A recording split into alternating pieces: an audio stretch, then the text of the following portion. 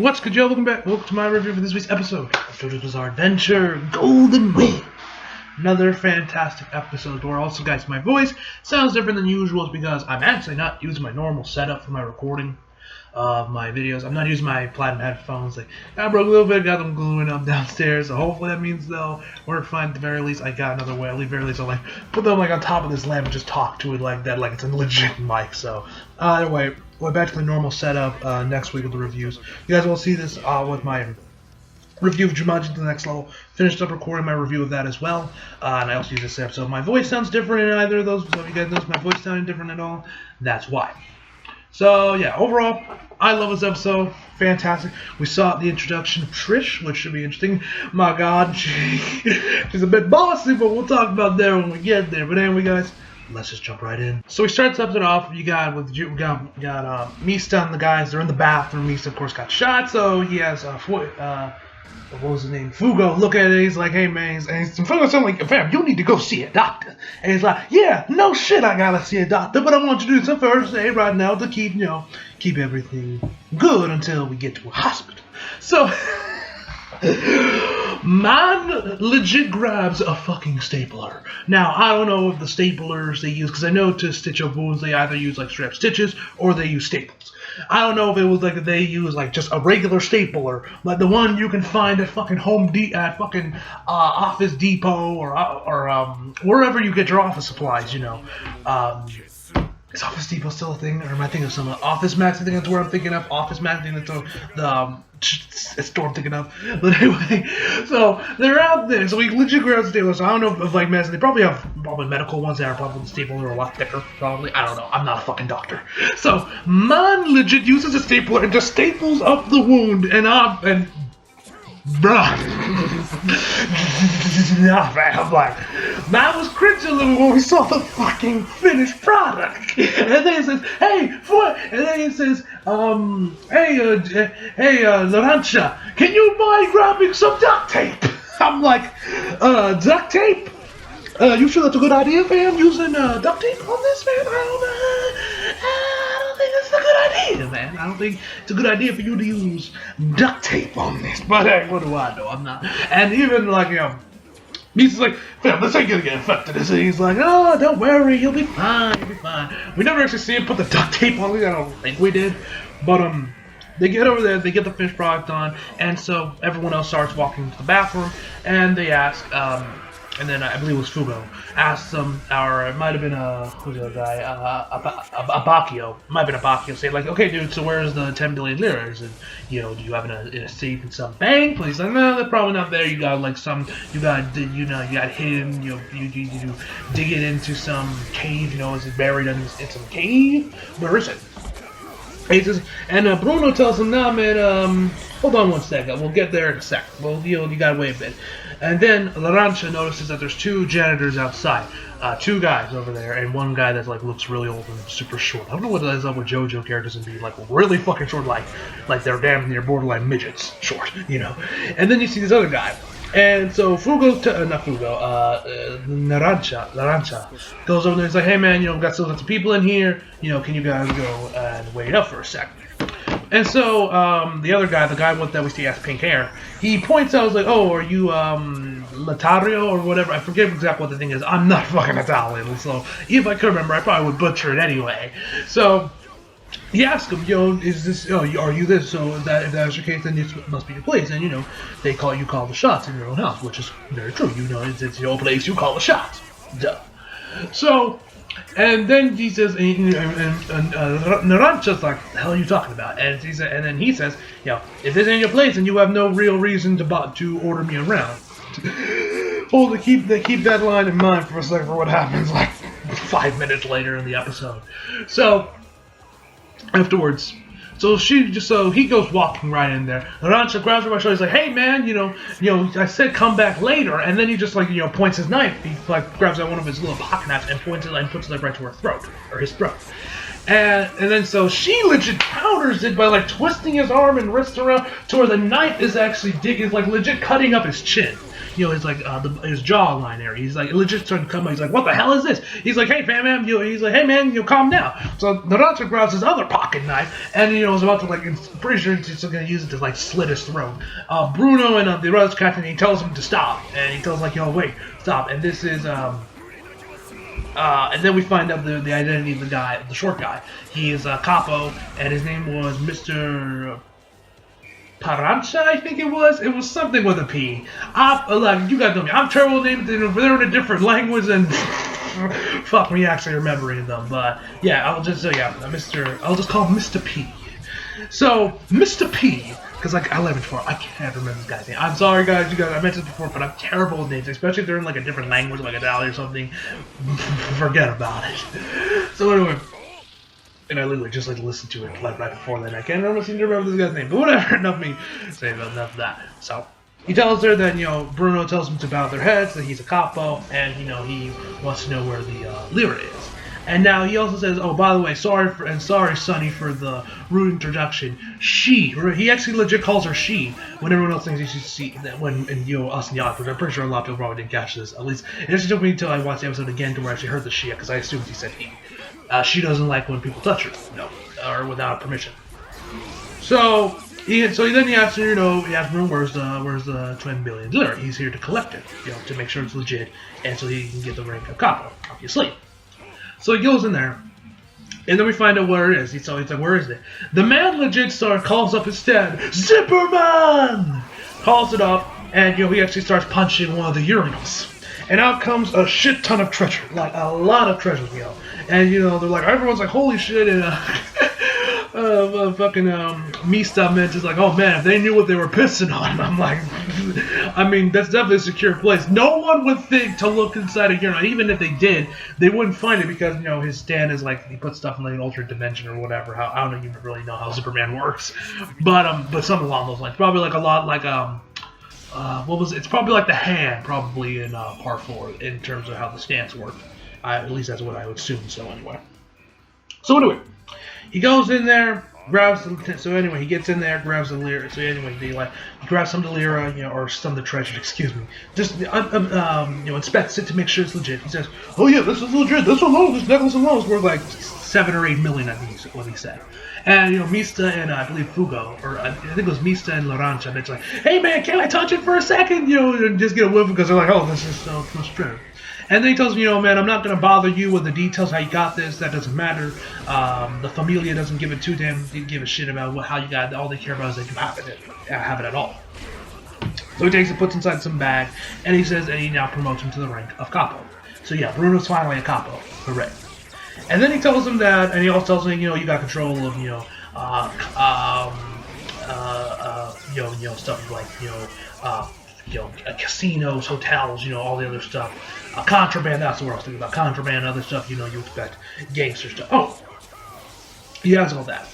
And, he tells him that, but of course the Familians are taking 50% of his profits, and the rest is all his. So yeah, they take half of it, so no surprise there. Then afterwards, he tells him that that there's still one mission left, that since he's now now he's Popo's successor, that means there's still a mission that he didn't finish up that is now going to be, Bucciarati's now responsibility. And he tells him, man, you want ready to take this? It's a heavy burden. And he's like, yeah, man, shoot, I got this. And then he tells him that this is directly from the boss. Yes, the big boss. Boss, the guy that no one has ever seen. That boss. And everyone's like, oh shit, this is from the boss. Oh shit, this must be legit. This must be serious. Which we find out it actually is, because he is actually in charge of protecting his daughter. So after it's revealed that Trish is indeed, that the blonde-haired chick is actually Trish, or the boss's daughter, I should say. We find out that a second later that her name is Trish. She says like, oh, I gotta. I don't know why she just can't say, I gotta change. I don't know why she has to act like she makes it sound like she's in the middle of having sex.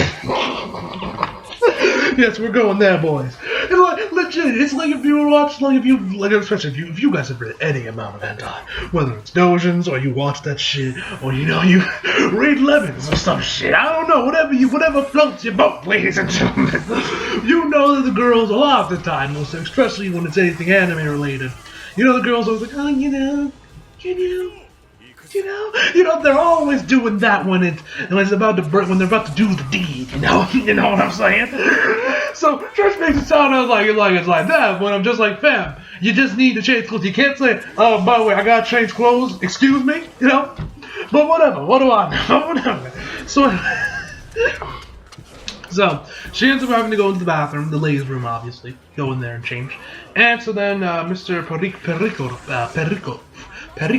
I don't think I'm Hispanic. I can actually roll my ass. Pericolo. I'll probably say it wrong, but Mr. Pericolo, which I finally remember his name, I had to look it up real quick. Mr. Pericolo tells them about what the boss's name was, which was Solidonasso was the alias because of his mother, who I forgot her mother's name. She ends up like when in France started when because she died recently, and in the last days of her life, she wanted to go into France in search for someone by the name of Solidonasso, which of course was the boss, and she is the boss's daughter. And he also tells us that Trish has never met the boss, and even her last name, Una, is her mother's name. So she doesn't know the boss, she doesn't have her last name, she has no affiliation with the boss. She doesn't even know what the hell he looks like, just like everyone else. Which I gotta say, man, this guy is like, whoever is the boss, when we finally get the reveal of who the boss is, my god, this dude deserves mad respect for how cautious he is of no one ever finding out who he is, what his name is, none of that shit, man. Like, it's something how he's able to stay concealed for this one, but then again, this was back, part 5 is in, the 90s, I think, is where this part takes place. Is like part 5 takes place in the 90s, like around the same time as part 4, if not, it's like the early 2000s. Either way, internet is nowhere near as it is today. If part 5 happened nowadays, the boss, it would be even more impressive if no one knew who the boss looked like, especially with social media and all that other shit. But anyway, so after she looked up in the search, obviously she couldn't find anyone because, as Bruno says, it was just an alias to protect his actual identity, which was the case. And of course, rumors start spreading about Solidonasso, and that's eventually how we led to Trish. And of course, that hearsay eventually went to the boss, which is actually kind of surprising because the boss, as soon as he hears it, and I don't know if he saw any pictures of Trish. Or he just said, oh, there's a girl that says to be your daughter. Now, I can assume maybe he saw some pictures of her, probably just, he had some other guys looking into her, and then, he probably saw a picture of her, and he was like, yeah, that's indeed my daughter. Because he said, as soon as he knew about it, he knew for a fact, even though he never met her, that it is indeed his own flesh and blood. So, I guess it's father's intuition, I guess. I don't know. I'm not a parent. But either way, they ended up deciding that, that is indeed her flesh and blood. And of course, people, are going after her. Why and who? It's obviously the traders, and they want to get the boss to take out his trade routes, or his drug trafficking routes. And Giorno mentions, I was like, oh, drugs again. So they're connected to their person, of course, Bruno and his guys are tasked with, of course, protecting her. And and he asks her how long they have to do this, and he says, 7 days. But he ends up saying that it's probably going to be a lot shorter than that, since we're probably going to shorter because he just needs to, until all the traders are gone, they got to protect Trish until all the traders are gone, which I'm assuming that's probably what the first arc, because I believe this show, how many OPs does part 5 have, actually? There's 4 OPs, one for episode 2 to 21. I literally have mouth pulled up on my laptop right now. And then there's 23, and then the next OP is 22 to 33. I'm assuming that the whole Fighting Gold OP, well, that's OP is probably going to be the initial. Maybe I'm not even sure. Maybe it might only be like 3 episodes or 5 episodes of part 5 is actually protecting Trish. Or maybe who knows? Maybe the whole arc, the whole part 5 season is indeed them protecting Trish. I don't know. This now it says it's 7 days, so it could very well be the entirety of part 5 could just be them protecting Trish, or it could only just be for this first arc while Fighting Gold is the OP. I don't know. We'll find out as the series goes on. So their job is protecting her. Trish ends up finally getting out of the bathroom. She looks pretty good, pretty cool. I mean, I would say Remy was probably a bit more attractive, you ask, but I think that's because I just prefer part 4's art style, or at least the way she was drawn. Like I mentioned before, I'm not a big fan of Araki's art style, at least it is in the manga, especially nowadays, how it is nowadays from like part 6 and part 6 onward. I can look at it. I still am not really a big fan of it. I think I've mentioned before, but Araki's art style is definitely something I would call acquired. Like if you said that, Araki's art style is the best in manga, man, I can see why. If you said that you hated his art style and you thought it looked like shit, I can see why. Like I mentioned before, I would honestly say Araki's art style is a bit of acquired taste. Anything before maybe part 4, I just it's going to be a drag for me to get through the manga because I'm just like, ugh, this art stuff. There's one thing I love about the anime. I love the data production streamlined its design a lot in those earlier parts to make them more, I guess, pleasing to look at for the average person. But from part 5, they just adapted Araki's art style. That's literally just Araki's art style in motion. And, it's probably the same for part 6 onward. Which, I got no problem for. I thought it was gonna take me a bit to get used to. I've honestly gotten used to the art style, but honestly, I kind of prefer the way part 4 looked. I just kind of prefer the look. That's just me. But yeah, if you ask me who I think best girl is JoJo, so far it's Remy, although probably when we get to part 6, I'm probably saying Jolene is best girl, because, she's the daughter of JoJo. And you guys know how much I love JoJo. So anyway. So she gets out of the bathroom. Everyone is mesmerized by her beauty, of course. She is attractive. I would definitely say I like her hair. And, and then she looks over at Fugo. And Fugo's just staring at her. And she asks for his jacket. Yes, we're terminating 2 of this motherfucker. She's asking, can I have your jacket? And he's like, why do you need my jacket? She's like, just give me your jacket. Don't worry, I don't want to see you nude or anything. That's not I don't find pleasure there. And so she hands her his jacket, which, by the way, the man's wearing nothing underneath it. It's literally just his tie, but underneath the jacket. I'm like, fam, why aren't you wearing a shirt under that? Do you just showed off your abs? Whatever the case may be, he hands her his jacket, and she ends up searching through the pockets. So Trish starts looking through his pockets and everything, and he's like, I ran out of handkerchiefs, so go get me some. Oh, while you're at it, also give me. She also then starts listing off some makeup and some I think some some tights she wanted. I don't remember the other. I just remember one that was blush number 2. So she also then asks him oh, by the way, I want you to give me this magazine. I don't remember the name of it. It was Italian, so hell I can remember it. She tells him that. So legit. She's legit off giving these guys legit start bossing them around, ordering them around as if they're no damn shirts. Trish, I gotta tell you something, girl. Just because they're your bodyguard does not mean they're your fucking servants, bitch. I'm actually surprised nobody came after this chick and was like, bitch, I'm sorry, we might be your protectors. We ain't your goddamn servants. So, we ain't your damn, chauffeur. None of that shit, But then, so she says that, all that stuff. She also wants some makeup, like I mentioned before, and a magazine. She also says, oh, and a mineral water would be nice, but it has to be from France. It has to be French. It gotta be come from France. I'd rather die over than drink any of that other shit.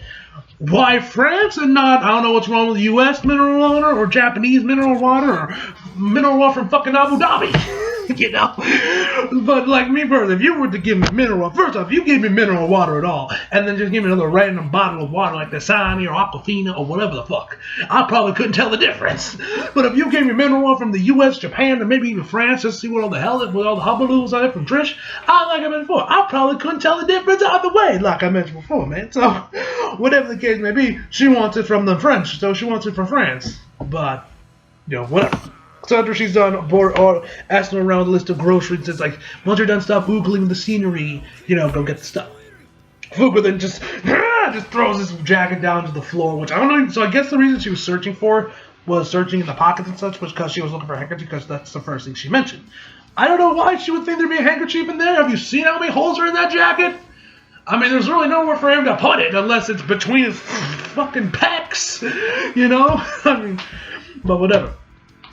So, they go over there, we head over to this other guy who is playing a wrestling, is petting his cat. And by the way, the dude's holding his cat like it's a baby, which is back when I was a kid, back in the old days, back when I was in Stafford, when I was actually really watching TV back in the day, I'm talking 2011, 2012, 2013-ish, while I was still in Stafford before I moved to Bahrain. I just pretty much stuck to watching YouTube.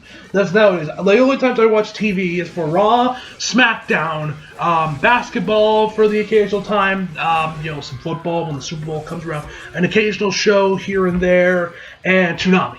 That's the rest of the time I'm just watching TV or I'm watching anime.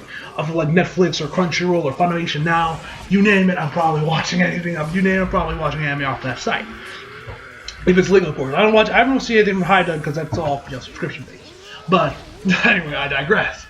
So legit, I was watching the show called My Cat from Hell, which of course is a show of cats that are crazy, and then this guy who's master with cats, comes in there and tells them to fix them up. And in one of the episodes, the owner of the cat would always hold the cat up like a baby. I don't even know why I remember this shit and why I'm telling you, but hey, I might as well tell you guys so you guys know something new if you guys know cats. So So in that episode, they mentioned how you never, and I forget about it. He said it was that little "did you know" thing they would have like at the bottom of the screen on Animal Planet, to give you some extra information. But either way, it said, "Don't hold your cats like they're babies because cats hate that shit." They just hate that shit. For whatever reason, I don't remember the exact reasons why. You could probably Google it if you want to know like the exact reasoning. But cats hate that shit. So no wonder the cat's like, and like like moving his paw, it's whatever paw, across it. He's like, hey man, I'm just showing you some love, man. I'm just like, but your cat down fam, they hate being held like that, man. I mean, they're cats for God's sakes. But anyway, he reads the message, says that Popo killed himself, and he's like, oh shit, that they gotta, and this dude's on the look for Trish, the boss's daughter. We see some other people getting the same message that says find them, which of course means find the guys that are protecting the boss's daughter, Trish. What you gotta say? I love her dress, by the way. Like I mentioned before, Araki is probably, even though his fashion is definitely very much inspired by Italian, by European style, just by how flashy they are. With the guys, just look at the guys that dress up in Part 5, how they dress. It's very flashy, they're always exposed, always showing off their abs. You can tell this is probably some Italian fashion. He's inspired by that. I'm pretty sure even Rohan's had some, and JoJo characters and JoJo's have had crossovers with Gucci in the manga. Like legit crossovers. I'm not bullshitting you on that. Excuse me. So yeah, he's like heavily in Iraq. He's like heavily inspired from fashion. So I gotta say, I gotta give him huge props for Trish's dress. I like the way Trish looks. I like her dress. But I digress. So anyway, after that, he goes and he picks up his cat, and then we see him kind of like right here moving his arms around near this bottle of scotch. What I'm assuming is scotch anyway. And then next time we see him, right before we head over to commercial, we legit say the cat is inside the bottle. Now, cats can fit into very tight spaces. If you guys have seen enough videos, you know that cats can be very flexible and can do weird things to their bodies to fit into place, but no way in hell a cat can fit through that. But then we find out what the dude's stand was, and that's probably the reason why he was able to fit his cat through that bottle. So anyway, we come back from commercial. We're then back at where the safe house is with Larancha and the rest of the guys are. And Fugo tells him, here's a list of groceries, and that he's driving. Now I'm like, can someone explain to me why Larancha is driving? This kid doesn't even know all the fucking math. He probably has his math knowledge is up to the fucking 4th grade, and you're trusting him to drive. Does he even have a license? I mean, he's a gangster, so I guess they don't really need a license, and this is Italy after all.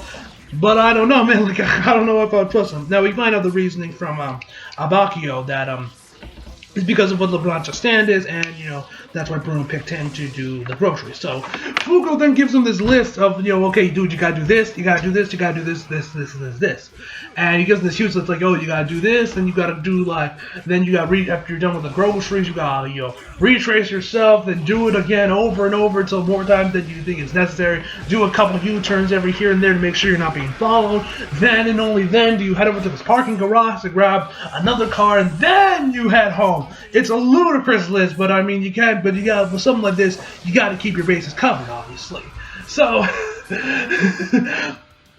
but anyway, so the dude goes in. So after that, he then tells Larancha to repeat everything he said, start to finish. I mean, even if I had good memory, even if I was paying attention, which I would be, I wouldn't even be able to memorize. But he says, you want me to get the groceries and drive around the field? Then Fugo legit stabs him with the car keys. He's like, ow, that hurts. And then he says, repeat again. He says, okay, you want me to drive around the parking garage so I don't get dizzy? Get stabbed again. Then Larancha, like a little kid, is like, Abacchio, do you see what he's telling to stop stabbing with the damn keys? And then Abacchio tells him, I don't give, whatever you want to do, if you two men want to play around with keys, that's your business. But, he tells him that, that because of, Larancha's stand, that's why Bruno sent him off. So, Larancha takes the key and says, you just want me to make sure that no one knows I'm here, And then he leaves, and then he gets the groceries, puts them in the car, starts driving around a little bit, checks out his map, and then once he gets to the stop, he's like, something's off around here. My eyes are telling me that I'm clear, but my gut's telling me a different story. And then some guy starts laughing maniacally in the back seat of the car, like, you fool! And it's the guy we saw from earlier on. So the dude asks him, Rancha, why are you looking around, man? Why are you looking around? You know, like someone's looking for you. You scared of some boogeyman or something? And he pulls out his pocket knife and he like just stabs and he like points it towards him. He's like, who the fuck are you? Get out of the car. You know, usual just start threatening. He's like, hey man, damn, I don't know you were so rude. Answering a question with a question, you know. Which I feel that was a part 4 run because Kira said the same thing. You know, don't ever answer a question with a question. Don't you know that whole thing from part 4 when he says, I asked you what your name is, good. He's like, Minako, my name is Minako. You know, I love that scene. Kira's such an epic badass, man. Absolute fucking sense. Like, especially when he gave her his earrings, and that was so savage. But anyway, he tells him, you know, he tells him that you know, fuck off. He says some other stuff, which leads to him, you know, getting punched by the dude Stan, which it's called Tiny Foot. Interesting stand name. So then he's like, eat shit. Better yet, die. You know, he tells him, you know, just kill over or something. And then we see his stand, which is named Little Bomber, and it's a little like plane, which I like that name, Little Bomber. Here's what the original name for the stand was. Might look that up actually. But Larancha stands called Little Bomber. And one other thing, the dude earlier on the episode says, shit on a stick. I love that saying. I think I'm going to use that one day. One day I'm going to find a way to say shit on a stick. I love that saying. I love that. So, anyway, so back to this. So Larancha's stand is just going absolutely just fucking ballistic. It's firing all over the car, trying to get it. Well, Larancha's legit kicking the car door over and over and over again. And he's just ranting and raving. He's pissed off. The man is just super pissed off about this. He's like, oh, fuck, I gotta get out of here. You know, this dude's super pissed off. He's firing off like a fucking maniac. So then we see him then we see him try off a little bomb inside the car. Yes, inside the car. He fires off this little bomb. He's like, oh, shit, I gotta get out of here. Blows up. It blows up. And Larancha starts looking around. He's kicking the door. His shoe ends up flying up when he's kicking the door. He ends up hitting his foot directly, which... ooh, that must have hurt. He's like, God damn it! And starts like hobbling around, you know, looking around to see if they got him. They say that there's nothing in the car left, but his body's nowhere to be seen. They think he got dropped distracted, but they don't know. So then we found the dude's stand is actually, or his ability to stand, that he can actually shrink his side. Because, excuse me, he then is on top of the car and, you know, Larancha can't see him. He eventually hides in one of his pockets, and he looks over to the back seat, which we find out, which has, like, you know, the makeup and all the other stuff that Trish wanted. And he's like, whoa, why does he have all this makeup and shit here? Is he buying this for his mother? His big sister? No, women are super picky about this kind of shit. They would buy this shit themselves. The only woman that would trust a guy to buy makeup and clothes for them is when they can't go outside, which I'm like, you know what, that's actually probably true. It actually is probably true, not gonna lie.